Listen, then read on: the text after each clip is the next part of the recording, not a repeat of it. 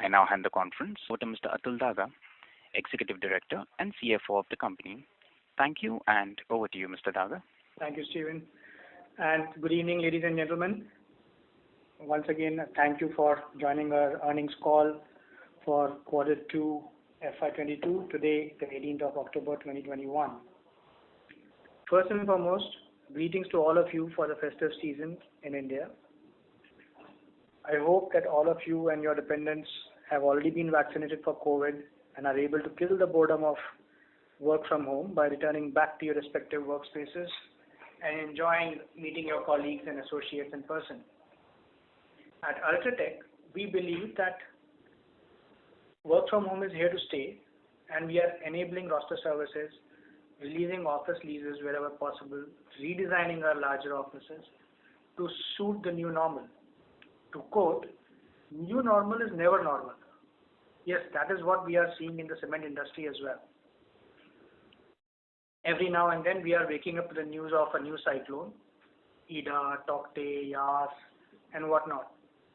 Cyclones generally would give our shores a miss, but now are hitting our shores every now and then.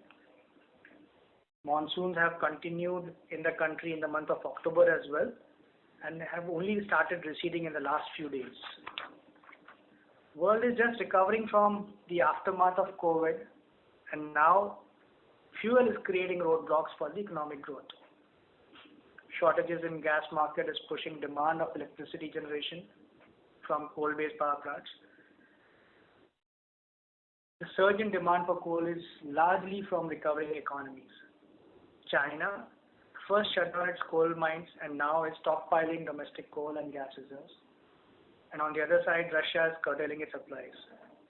China was not importing coal from Australia, but of late, I guess that is getting resolved and they'll start importing from Australia. Fuel prices have seen an unprecedented rally. Who could have forecast more than a $50 jump in less than a month? Added to that, the stock built-up requirements of the West and North Asia for their winters. In India also, all the coal supplies were being diverted to the thermal power plants. But only today's newspaper was some relief that inventory at Coal India has been improving and the power rates have corrected on the exchange. With this kind of pricing in the coal market, petcoke again becomes favorable in terms of energy cost at the current price levels of coal. So I guess switching back to petcoke makes more economic sense. Using alternate sources of coal from wherever the most economical coal is available is the order of the day. Increasing alternate fuel is slow in India. This quarter, we have reached 4.4% of our total fuel consumption as alternate fuel, and our efforts will be to continuously increase the sourcing of alternate fuel from wherever possible. However, something needs to be done to protect our margins too. Industries like coal and other commodities are raking in the big moolah with price increases and artificial shortages. Cement cannot keep on just improving efficiency to protect and generate margins. We have taken a call at Ultratech to increase prices of cement to help manage the rising cost of production. Current spot prices of coal have already gone up 3x from June 21 and petcoke is up nearly 2x. Sometime during the month of October, we have increased the prices in almost all the regions. The prices are now back to where they were pre-monsoons. This is certainly not enough to cover the cost pressures. Needless to mention, you must have already got the information from your famous stroke infamous channel checks. On other costs, you would have noticed an increase in Ultratech, but I would urge you not to annualize these numbers. At the beginning of COVID, we had told you about a reduction in our overheads plan of about 10% over FY20. Yes, we are at it.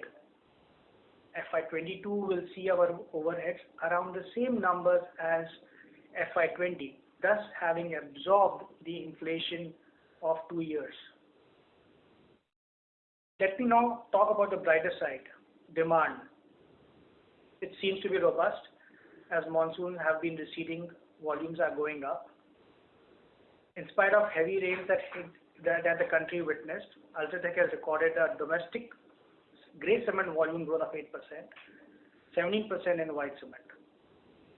Could we have done better? Yes, most certainly. But we were at the mercy of rain gods. In the lighter vein, a pharma company would always urge for rains. A pharma company manufacturing anti-malarial drugs would urge for rains, and cement company would pray otherwise. Q2 was substantially impacted by monsoons, which were above normal in most parts of the country. And in fact, till yesterday, some parts of northern India and Kerala were facing heavy showers. On the infrastructure side, the thrust by the government continues to be very high as part of implementation of its 1.1 trillion rupees project under NIP to be completed by 2025. If you were to deep dive briefly on the various subsets of infrastructure, roads, fastest growing sectors with a massive plan to connect the entire length and breadth of the country under the Bharat-Malaya Pariyojana project. There are 20 expressways already operational and 30 are under construction. Highway construction is almost at par with last year, with 38,824 kilometers completed till September. Ordering was a tad slower, but we expect it to catch up this quarter. Railways, Q3 onward, the speed of implementation at DFC is picking up, and most of the work is expected to be completed by the end of fiscal 22. Metro rails, 18 existing metro rail systems have already started increasing the length of their existing metro lines, and 27 new metro lines are being added in the country. Irrigation projects are also back on track. Airports, two major airports, which is New Bombay and Jewar, are likely to commence this fiscal year. Airports in the major districts are being implemented as part of UDAN scheme to improve the regional connectivity. On the commercial real estate side, it's a mixed trend. The IT infrastructure space demand is again booming, giving rise to the commercial space, and we are also seeing good traction in the urban housing market in the tier 2 and tier 3 markets. Infrastructure spends continue to lead the demand boost with the increase in execution speed across all projects. To quickly touch upon our expansion plans, we have commissioned 1.2 metric ton brownfield expansion of our Bengal and Bihar unit. This is part of the 3.2 million tons scheduled for this financial year. The 1.2 million ton is additional grinding capacity for which clinker is sourced from our existing units in Chhattisgarh, East MP and East UP. These expansions are focused on composite cement, and in the overall capacity, though less than 1%, but certainly a tiny contribution towards increasing the share of blended cement in our endeavor to continuously improve our CO2 emission norms. The next in line for this fiscal is the 2 million ton phase 2 of our Bara grinding unit. Small delays, but it's on course now, and we expect to commission it before the end of this fiscal year. All other projects of the 19.5 million ton expansion are on track for except for small delays of a month or two here and there. In these coal crisis times, happy to share with you that our Bicharpur coal block will also start coal mining operations from Q3 FY22. The coal will be used in our Satna cluster plants. During this quarter, we have also commissioned 12 megawatts of WHRS capacity and added 21 megawatts of solar capacity tie-ups. With these expansions, our green power share has increased to 15% of our total requirements.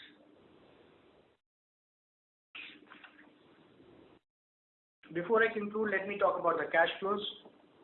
Working capital has been increased in value terms due to the rising purchase cost. However, we continue to maintain a negative working capital of around 8 to 9 days on this quarter sales. This negative working capital will further improve in the second half with a reduction in inventories post-monsoon. We generated an operating cash flow of 1750 crores. A large part of this was used on the ongoing capex plans. In the first half of this year, we have spent 2300 crores on capex and should end the year with nearly 4 to 5,000 crores of capex, all being funded from internal accruals and yet deleveraging further. During this quarter, we trimmed our treasury surplus to 7,600 crores and retired 5,200 crores of long-term debt. At the end of this quarter, we are 0.47x net debt to EBITDA at consolidated level and will only improve going forward quarter on quarter. With rising sales volumes and expansions coming on stream, the reduction in net debt will certainly pick up pace as we move forward. And to conclude, I believe cement demand seems to be on a stronger path. There is a pressure on fuel supplies and costs, but rising costs will be compensated by increase in cement prices. So ladies and gentlemen, let's sit back and enjoy the ride. Thank you, and over to you for questions. I also have with me our Managing Director, Mr. K.C. Jhanwar, to take on any questions. Thank you very much. We will now begin the question and answer session. Anyone who wishes to ask a question may press star and 1 on their touchtone telephone. If you wish to remove yourself from the question queue, you may press star and 2. Participants are requested to use handsets while asking a question. Ladies and gentlemen, we will wait for a moment while the question queue assembles. The first question is from the line of Sumangal Nevatia from Kotak Securities. Please go ahead. Good evening and festive greetings to everyone. Mr. Daga, the first question is on the cost. If you can elaborate a little bit more on the fuel cost specifically.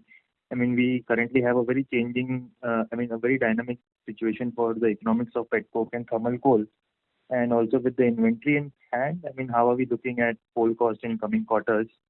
If the spot price sustains for a couple of more months, and also there's a spike in the employee cost. Is this a new run rate to work with?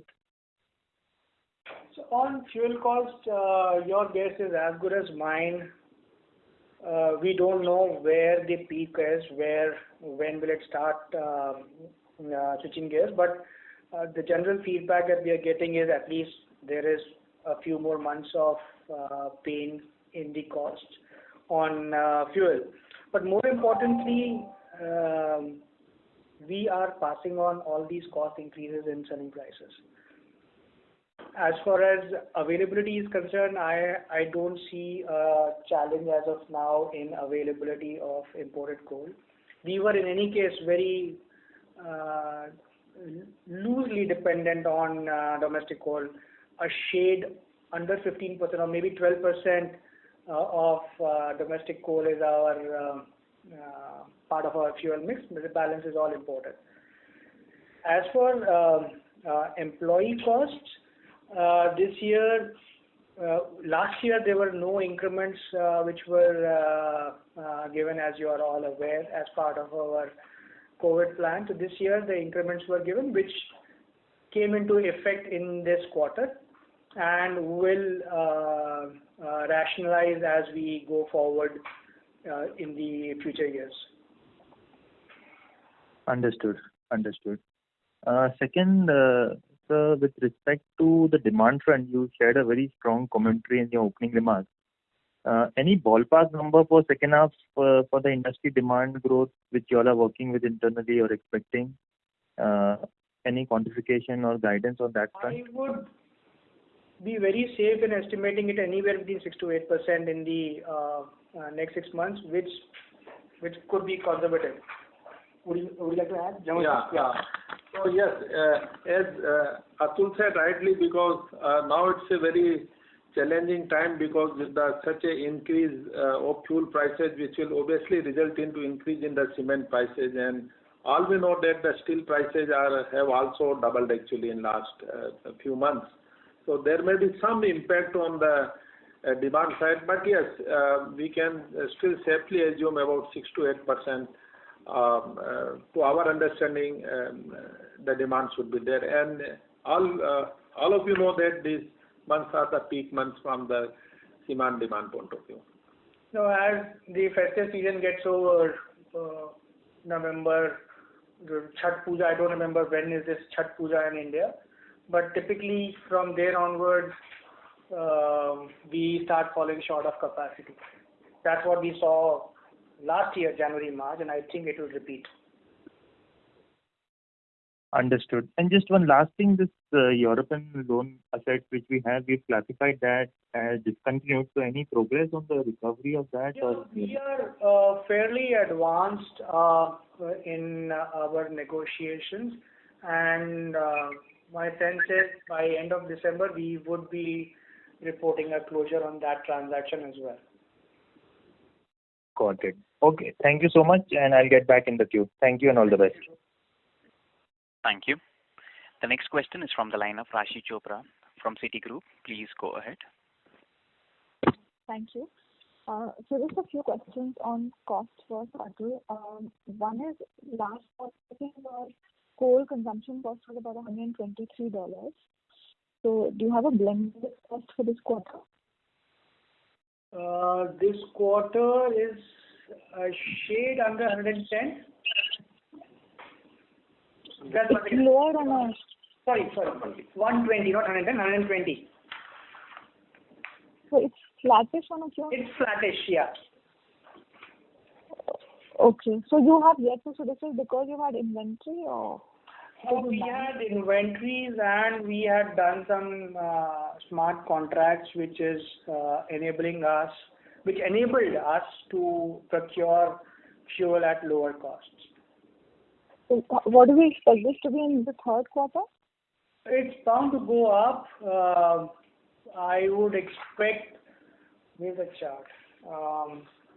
120 could go up by 70, 180.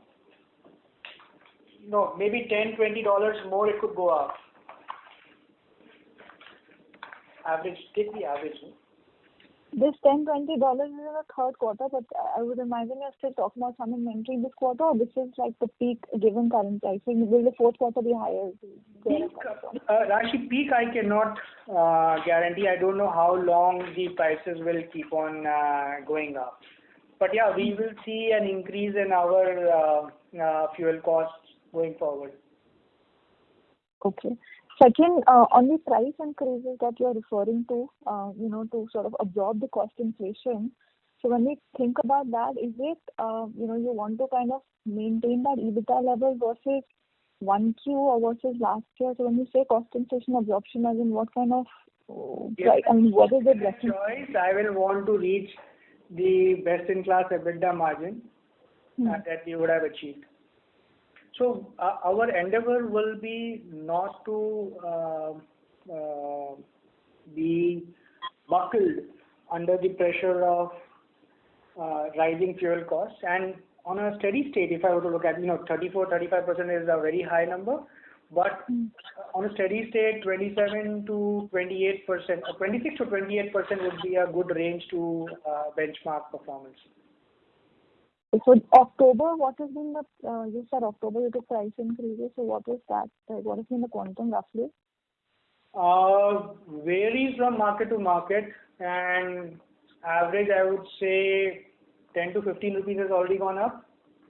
Yes, 10 to 15 rupees have the price has gone up, but as you know, it varies from market to market, and sometimes the discount structures in the different markets. So the maybe, but the prices.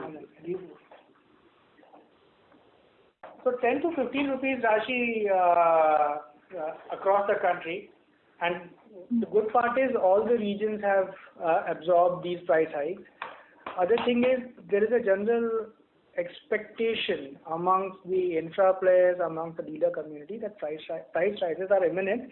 So there is very little resistance. Got it. Minimum job. Okay. And just one more thing on your Bicharpur coal block. This coal will be used in the power plant. In the power plant, right? Or Yeah. It will be. We can blend it also in the kiln as well as in the power plant. So how much? I mean, what proportion of the coal are you will be able to substitute? So that way, Raji, it's a very small portion. I think on today's capacity, we need plus minus 12 million tons of fuel. And this mine coal block is annual mining plan is 750,000, less than 1 million tons per annum. Okay. Sorry, and last question, what is the lead distance this quarter? I'm sorry, what? What was the lead distance? Because you made a comment that the geographical mix has also hurt the freight cost. So just number one, what does that mean? Number two, what is the lead distance? Lead distance. Sorry, I heard freight. About 425 kilometers. Okay, got it. Okay, thank you. Thanks, Raji. Thank you. The next question is from the line of Pinakin from JP Morgan. Please go ahead. Thank you very much, sir. So my first question is just trying to understand this energy cost trend issue better. If we look at slide number 17, where there is the green line, which is the index of petcoke prices versus the black line, which is the energy cost index, it's nearly half of where the spot petcoke prices are. Now, when we look at spot prices of thermal coal, petcoke, and if there were no, inventory benefits, how much would have been the energy cost been higher by? I mean, assuming there is no change in spot prices from here, this roughly 1,100 rupees a ton should be at 1,500, 1,800, 1,300. How should we look at the total cost inflation from here, sir? So Pinakin, there's one is carried forward inventory. The other is efficiency improvement. We have been continuously improving our power consumption, heat consumption. Power consumption has gone down by 4% YOY. That is one. And so that is where the big difference delta between 240 and 126 lies. Of course, this is only a schematic reference because I have taken only petcoke price index. I haven't taken the coal price index, and the blending ratios will continue to change. So to answer your question, 1,100 could be 1,300, but not 1,500. 90. Hello? Sorry, it's spot thermal coal and spot petcoke prices. Yeah. Understood, sir. So my second question is that if I look at the broader, moving beyond energy cost, there is a cascading impact of inflation coming through in other line items also, because Brent is moving higher, diesel prices have started moving higher. You mentioned packaging cost is also higher. So when we are looking at total cost over the next 2 quarters, if we take the starting point as the 2Q realization, if we were to go back to the first quarter EBITDA margins or EBITDA per ton, what kind of price hikes would the industry need to see? Would the industry be okay with a 5% price hike to absorb all the cost and revert back to margin? Or we are talking about 10 to 15%? If I were to assume 350 as a base price, 10% minimum is required. To cover all the costs, sir, and you to go back to the first quarter. Go back to Q1 margin, because Q1 you are referring to as a very high margin level. Yes, sir. Yeah. Okay, understood. That is very clear. It will happen. Understood, sir. Thank you very much. Thank you. The next question is from the line of Ashish Jain from Macquarie. Please go ahead. Hi, Ashish. Hello. Hi, sir. Hi, good evening. Sir, again, my question goes back to, the earlier questions. One is on power and fuel cost. So if I understood your comment right, if, versus the $120 that you said was the blended consumption cost, versus that if I peg $220, $230, we are seeing the energy cost will go up only by 200 rupees. Is that? Give or take, yes. Okay. And sir, like this $10 number that you said could be the impact in Q3 on the fuel cost side. This is good for whole of Q3 based upon a reasonable production assumption? Yeah. Okay. So the 210, 220 is not going to hit us even in Q4, you think, based upon the contracts we have? Q4, whether Q4 is with 220 or higher is yet to be seen. We'll try and keep the various expertise that the team has, various levels of expertise that the team has in sourcing and planning will come to its play, and we will try and keep our prices, energy costs, as controlled as possible. No, sir, my apologies, but just to persist on this, what I want to understand is that either due to our contracts or based upon some other sourcing mechanism, is it possible for us to source coal even if the spot is 220? Are we sourcing at 160, 170? I wish I could. Okay. So at some level the market price should reflect. Yes, it will catch up. Okay, great. I'm not able to say, Ashish, whether it will happen in Q4 or Q5, which is, Q1 23. Right. Okay. And sir, secondly, just on the capex plans, means you said that we are seeing some delays. Means I understand 1 or 2 months is what you indicated, but are we seeing these delays across locations or 1 or 2 locations? No, 1 or 2 locations. Odisha, we saw some delays.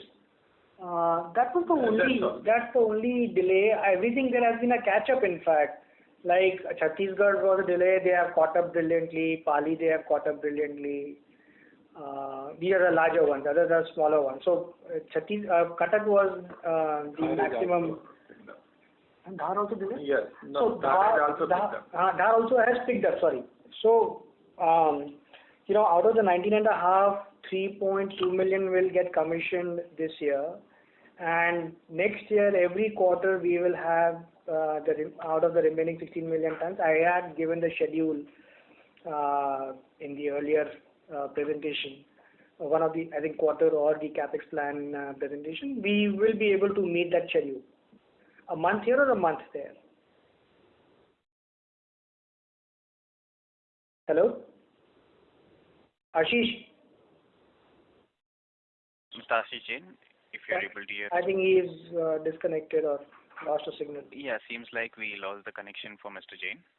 We move to the next question from the line of Amit Murarka from Axis Capital. Please go ahead. Hi. Good evening, Mr. Daga.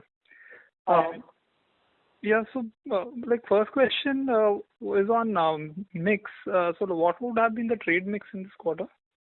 67% is trade mix. Oh, so broadly stable then. Yeah. And also, on other operating income, I see that it has jumped quite sharply this quarter. So, any reason for that?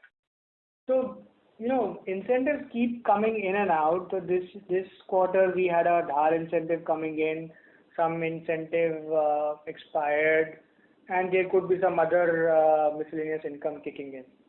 So this would be a one-off, and I would have a stability at the way we have been around 60 to 70 crores per ton. Right. So so this quarter it's almost double of your usual run rate in that sense. Yeah. Okay. And also in terms of the capacities, obviously you've highlighted about the ongoing expansions which are on track, which should be done, let's say, by March 23. But given that we know that it takes, let's say, 18 months to 2 years or more also if it's a greenfield to do, are you thinking around further expansions more from a FY24 and further pipeline point of view? Yeah, we cannot stop growing. India is the only market, as you very well know, which is expected to see a growth of 6 to 7%. If I look at the CAGR of 10 years, 6 to 7% is a very confident number to go by. If we don't grow, then we will start losing market share. Okay, so we should assume, let's say, that kind of a capacity growth rate then on a usual basis. Inorganic or organic. Okay, okay. And also in terms of capital allocation, now that like you're quite fast going towards the net cash balance sheet, what is going to be the capital allocation plan, or inorganic is back on the radar, or how is it? It's always there on the radar. The right opportunity is what we would look for. And Okay. capital allocation, as you know, that the return to shareholders will increase. We had stepped it up in last financial year, and I think this was a very well thought out decision taken by the board after looking at the long-term cash flow plans, that we will be able to step up returns to shareholders after taking into account our requirements for growth, which will not be leveraged. Okay. So then, is it fair to say that the balance sheet will not turn into a net debt balance sheet, maybe even if there is a acquisition or something? So if there's an acquisition, so there will be 1 year of leverage, because you see acquisition has a bulk front-ended payment. Yeah. So depends on the size also. If it's a small million ton, you will not even realize that the balance sheet has absorbed it. But if it's a 10 million ton or a 13 million ton acquisition, then bump up for a year will take place. It all depends on the kind of opportunity we get, and obviously if the opportunity is quite big, then as Atul said rightly, it may have some impact year on year. I think I have mentioned this earlier also in some forum. Your financial models will tell you what is the size of the EBITDA that Ultratech will be in FY24. FY23, all capacity, 20 million tons of new capacity coming on stream, stabilizing in 24. 24 is the new normal EBITDA for Ultratech. Yeah. Take a thumb rule of whatever leveraging you want to do on that, and it's a 1 year reduction. Right. Got it. And lastly, on Super Dala, I guess there is some more delays. Could you just throw some light on that as well? Quite unforeseen, unfortunate instances keep taking place at the bureaucracy level. We were scheduled to fast track, then PM visit happened, so everybody went into the PM visit mode. No meetings taking place, or somebody not there, etc.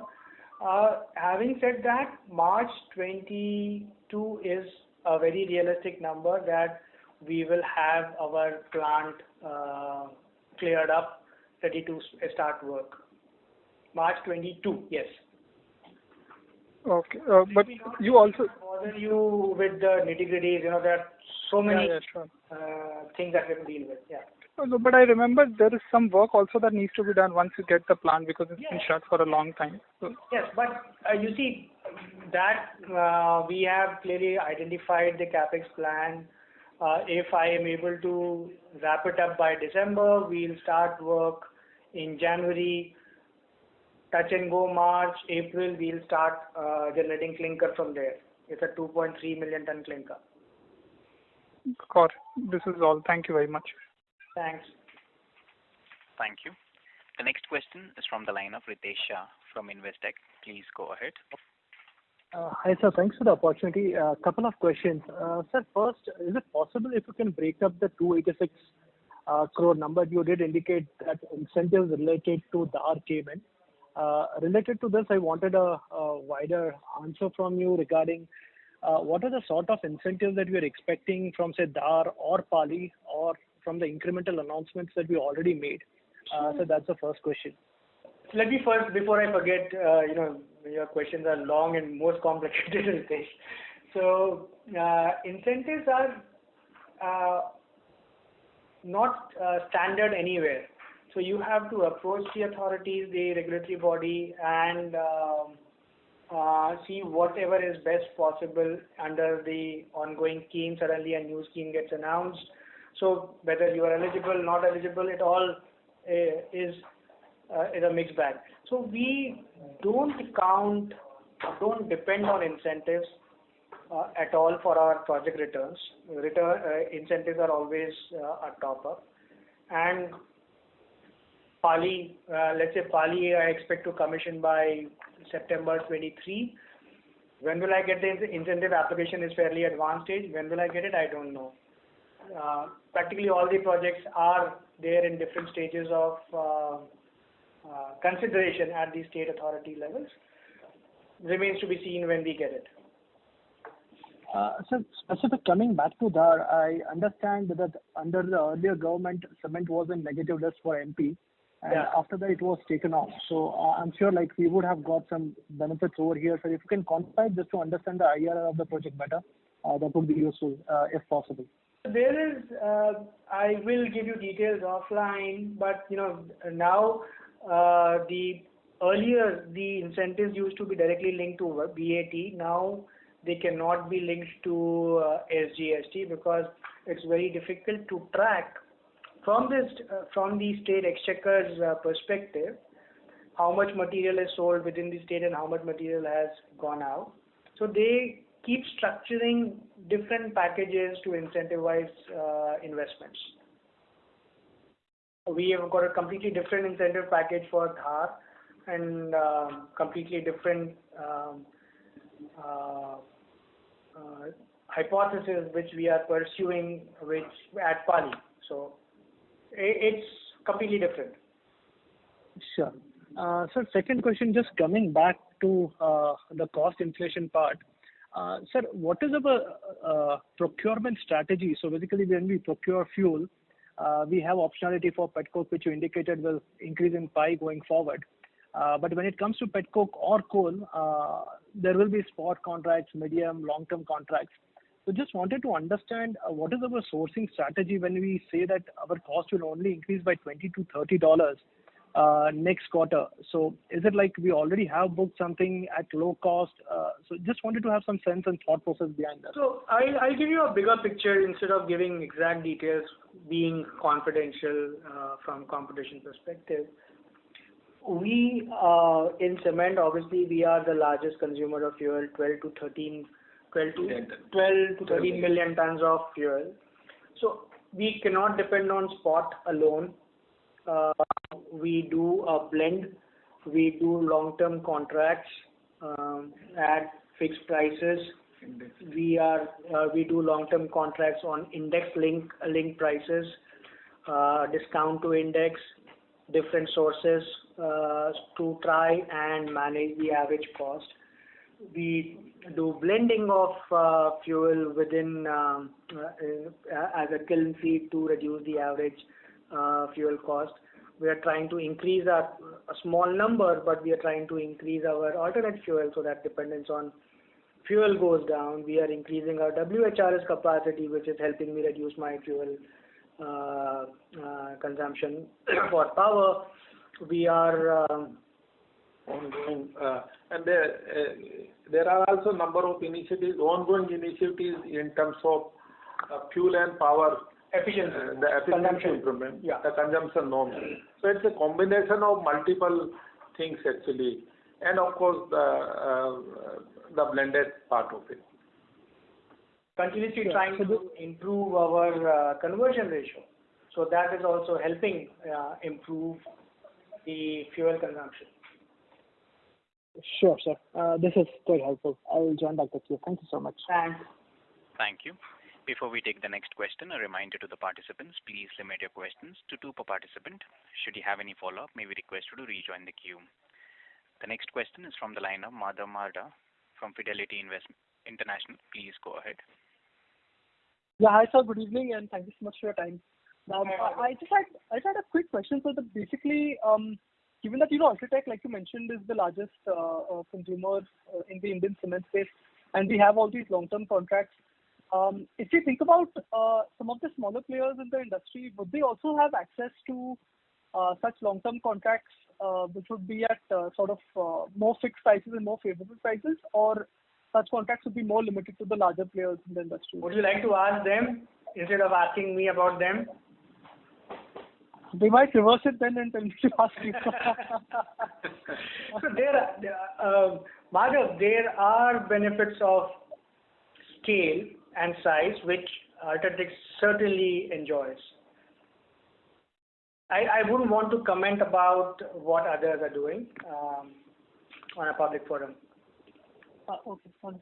And then just a second question was that, like you said, price hikes should happen considering how heavily coal and petcoke costs have gone up. Should we broadly basically expect this to come through January onwards once the peak season kicks in, or it could be even earlier? Sorry, can you repeat your question, Madhav? No, the price hikes, basically, would they come in usually, as it happens January onwards when the peak season kicks in? October onwards, yeah. October 7th onwards. Okay. So we'll keep on passing ahead through the quarter. Yes, absolutely. I mean, you can't do a lag effect over here, otherwise the damage would be done in this quarter. Okay, understood. All right, okay. Thank you so much. Thank you. The next question is from the line of Satyadeep Jain from Ambit Capital. Please go ahead. Hi, thank you for the opportunity. First on capital cost inflation, given where steel prices are, cement prices are you seeing any capital cost inflation on your existing project, or if you had to start a new project? Could you elaborate on that? So let me take the latter part of the question first. A new project obviously will cost much more. A greenfield project would go above $100 per ton very easily. As for our ongoing projects, there are some cost overruns, but there are cost reductions and optimizations. Again, thanks to bulk buying, longer term contracts, that we have been able to largely weather the storm of increase in steel prices. I mean, steel becomes a major component for capex costs. Jamanji, would you like to add something? Yeah. Just to further add upon, because the major context for the technology supply and the steel part was reasonably well covered before the steep price increase started in steel and the other metals. So I don't think there would be a major surprises in terms of the cost. There will be some minor here and there, the very marginal increase may be there, but we are putting all efforts so that by better the efficiency or better other improvement initiative we can contain it the cost within the budgeted cost. Total project cost for the 19.5 is 6,800? Yeah. Somewhere around a shade under 7,000 crores. I think 6,800 is the number to my memory. We will remain at that. Okay. But if you had to, so you're well covered on the existing project. If you had to start a new project, obviously there you'll see some capital costs. Yeah, there the cost will go up. Yeah, obviously, because it's the overall inflation, then the impact of the exchange rate and so many other factors. And it's not only cement, but I think all metal prices, right from copper, aluminum, everything. Everything is up. So, the contractor cost is also now increasing substantially. So if you were to look at average greenfield cost of, let's say, $90, it would go up to $110 for sure. Okay. Secondly, you did talk about imported coal, but coming to domestic coal also for your CPPs, what kind of long-term SSAs do you have with Coal India for your coal requirement? And as of now, Coal India is cancelling the shipments and because they have totally stopped for the time being allocation of coal to the non-power sector. But yes, obviously it's the combination of FSA, the auction coal, and how much percentage domestic coal? 17% combined. So, between kiln and our power plants, total fuel ka 17% is domestic, which was being met out of auction coal or FSA. Don't count what is happening today or yesterday as of now, because that's, I believe, temporary. Coal India will get its reserves back on track. There were delays because of heavy monsoons. Movement was not taking place. So on and so forth. With the season improving, things will come back to normalcy in Indian domestic suppliers. Okay, but as you do your planning and you look at different scenario analysis, typically the power situation would improve in winter and stockpiles would improve. But in case they don't, what's your fallback option that you're looking at for your CPP? Well, we'll have to depend on grid power also and imported coal. Okay. Okay. Thank you so much. Thank you. The next question is from the line of Naveen Sahadev from Edelweiss. Please go ahead. Yeah, good evening, sir. Hello, am I audible? Yes, Naveen, how are you? I'm good. Thank you, sir, and thank you for the opportunity. Two questions. One is, first of all, clarification. I'm sorry if it's a repeat. You said Q2, the average fuel cost was about $120, which in the current spot terms is over 200. And for that increase, the max hit that will come to us in terms of average fuel cost increase will be just about 200 rupees or roughly $3. Is that understanding correct? Okay, yes. In Q3. In Q3, okay. Yeah. Okay, so in Q3 we are expecting a fuel cost increase of roughly 200 rupees per ton, and thereafter another impact in Q4. We'll see. Because right. The way spot is crazy. Right.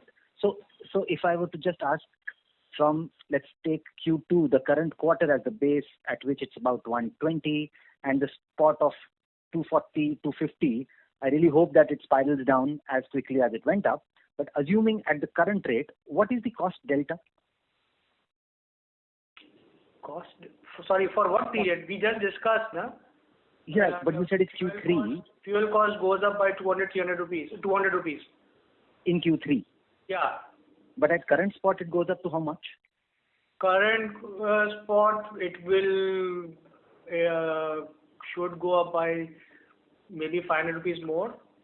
If I have to consume everything at $225, $230, $240. But I am very peaceful and sleeping aramse at night because we are passing it on to you if you are constructing your house. No, I already did last year. Thank you. Your second house and your villa in Alibag, I know, Naveen. Right. Thank you so much for that. Then the second question is about the fuel mix. So petcoke from Q4 has been falling. I think it was 28-30% in Q4. Previous quarter we were at about 17-18%. Currently, where is this fuel mix in terms of broadly petcoke, imported coal? How should one look at it? Petcoke was how much? 18%? 19%. Petcoke was 19%. Now it is interchangeable. And just to add upon, see, the fuel mix is very dynamic actually, because at one quarter back the coal was very competitive and petcoke had become expensive. Now the petcoke is equally competitive. And the second is, now the major challenge is not the price. If you ask me honestly, it's availability and the fuel security. So, but we have developed a reasonably very good skill to switch over from one fuel to another fuel very quickly without losing much of time. So it all depends what kind of prices of the petcoke and the coal. No, precisely, sir. I asked this question precisely for that reason, that it's not about the price, it's about the availability. Yeah. And on a kcal basis, as we speak, I think the imported coal is much costlier as compared to petcoke. But petcoke availability is a challenge. Yes. So with that in mind, as we speak, as you said, petcoke is again becomes a favorable fuel.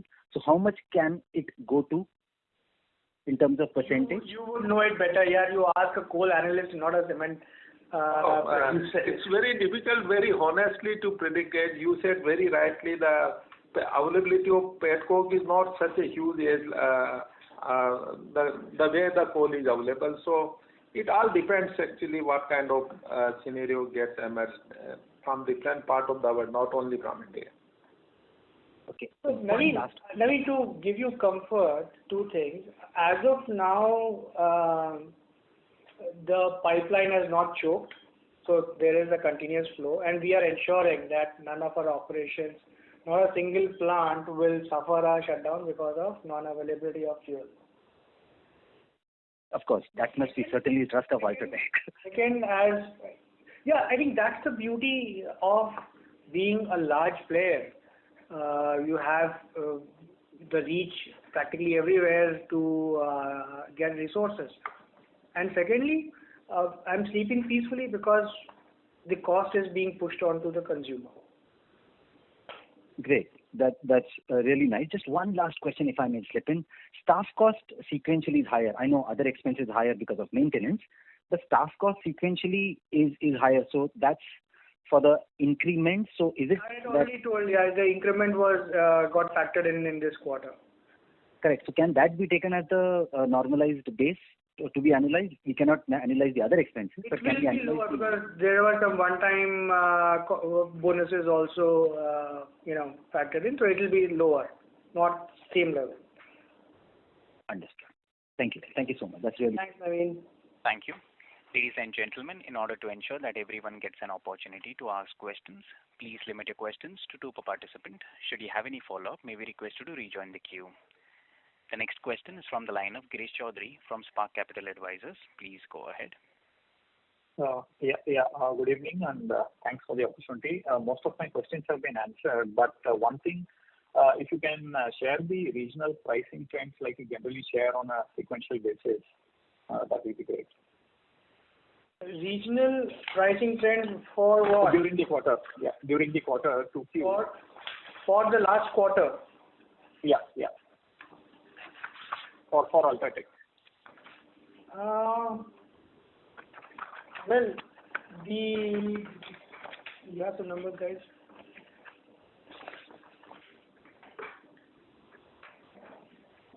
One is the average prices were up about 4 to 5% on an all India basis. There was an increase of 2 to 3% in north and east. Central was flat. West was 5 to 7% increase. South was flat. So these were on YOY basis, right? YOY. This is YOY. Yeah. Can you share the sequential numbers, if possible? Sequential, the prices were marginally down about 3%. The biggest drop was in the eastern markets, closer to 10%, but otherwise average 3% plus minus prices were down. Got it. Thank you. Thank you. The next question is from the line of Rajesh Ravi from HDFC Securities. Please go ahead. Mr. Ravi, your line is in. Yeah. Hi, sir. Good evening. On the, in the earlier part of the call, you mentioned that the second half you're looking at 6 to 8% volume growth. So, if we do the math, for the full year, it works out to be around 13%, around 97 odd million ton grey cement sales. So, is this what you're looking at?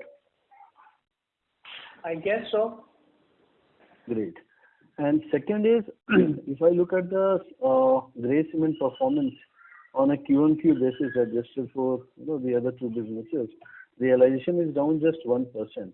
So any specific reason, because markets, we understand the prices were down 3 to 4% across markets, barring north and central, where things were slightly flattish.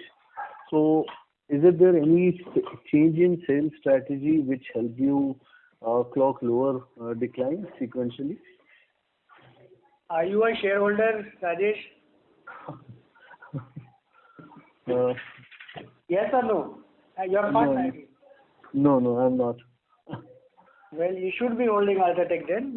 I think Ultratech as a leader in the industry always command respect in pricing as compared to the other players. Mm-hmm. Okay. And on the cost side, if I look at the cost line items which you mentioned in the PPT, and if I take that with the grey cement realization, we see around 330 odd rupees decline Q-on-Q in your EBITDA margin. So, is this all because of the power and fuel cost, or? It's cost.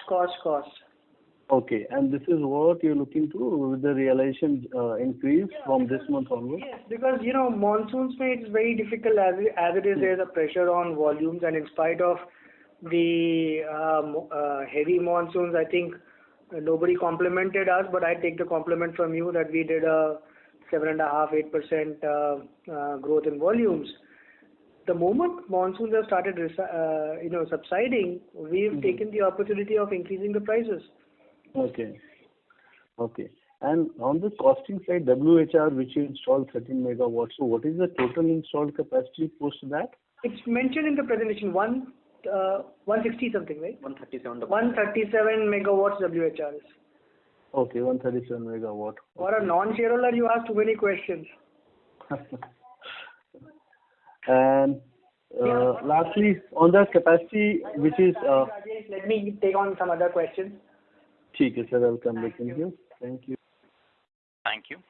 The next question is from the line of Pratik Kumar from Antique Stock Broking. Please go ahead.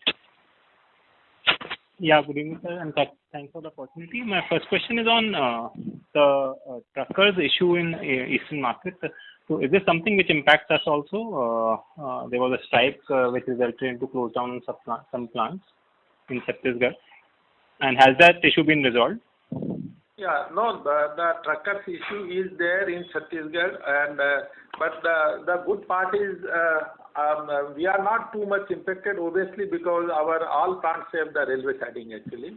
So yes, definitely there may be some marginal impact on the road movement actually from the plant.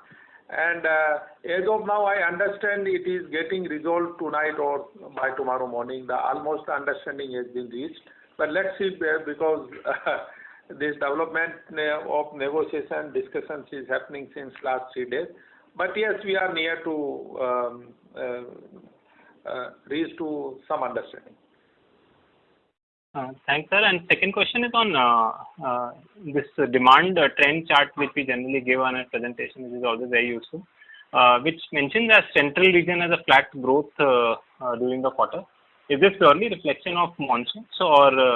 Heavy monsoons. Yeah, cities like Bhopal and Madhya Pradesh face torrential rains this time. Okay, so like something like elections related demand coming in UP is something which is seen on the ground, or it is also sort of impacted by monsoon? No. Now you will have the benefit of election demand. 22, 23 will be all election-driven demand. General elections are there 24, so you'd seen what happened in 19. I was talking about state elections in UP. I was referring, besides state elections, I am referring to general elections also coming in. So 22, 23 will see a very robust demand momentum. Thanks, sir. These are my questions. I'll get back to this. Thank you. The next question is from the line of Mihir Javeri from Avendus Capital. Please go ahead. Yeah, thank you for the opportunity. Just wanted to ask you, Doug, this demand thing, which you said in second half, which is going to be 6 to 8%. If I look at purely from a math angle, the base is pretty high in Q3 and Q4.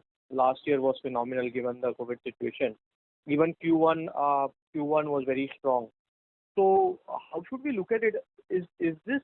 Is there a risk to this guidance? Or No, given that we have a very high base? A huge, I went in a long detail in my commentary on the infra space. See, let me give you the basics. What is now happening is, post-COVID, the housing sector has also been, urban housing sector has also been reviving. Monsoons have been good, crops have been good, so rural demand will continue to, have a party time. Infrastructure was continuously growing. Earlier, pre-COVID, rural markets and infrastructure were the torchbearers for demand. Now you are seeing the urban housing also coming in. I also touched upon the IT-related commercial demand which is coming up in Karnataka, in Andhra, big time, in Tamil Nadu in a big way. So you will see huge amount of cement consumption going forward. Okay, sir. And just a clarification on the cost part, sir. So the cost impact, probably what you highlighted from the fact that Q3 will have a less impact. So the cost impact clearly will continue given at current spot price in Q4 and Q1 as well, right? True. I mean, okay. The cost will be northbound. Okay. Thanks a lot. That's it from my side. Thank you. Thank you. Thank you.